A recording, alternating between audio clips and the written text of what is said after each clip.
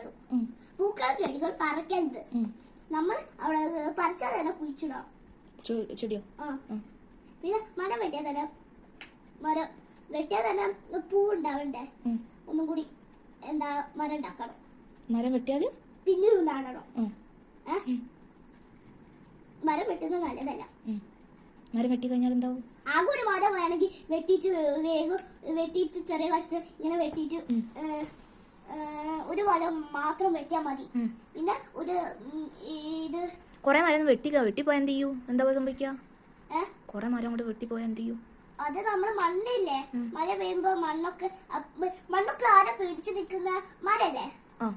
മരത്തിന്റെ വേരെന്തിനാ പിടിച്ചു നിൽക്കാനല്ലേ? എന്തിനാ? ഇതിനെ മണ്ണിനെ ആണല്ലേ, മണ്ണിനെ പിടിച്ചു നിൽക്കൂ. അപ്പൊ മരം വരുമ്പോളോ മഴ വരുമ്പോള് അത് ഇളകി പോല വര ഇവിടെ ഇല്ലെങ്കില്, ഈ ഇന്ത്യയിലും ഈ അർത്ഥത്തിൽ ഇല്ലെങ്കില് ഈ മണ്ണ് മഴ വീഴുമ്പോഴൊക്കെ ഇതൊക്കെ വരൂ. മണ്ണൊക്കെ ഒലിച്ചു പോകും. അങ്ങനെയാല്ലേ? അല്ലെങ്കിൽ ആ മരം കൂടി വെട്ടാം. പിന്നെയും കൂടി കൊറേ മരം വെട്ടിയാൽ കൊറേ ചെടി, അത്രയും ചെടികൾ നടണം.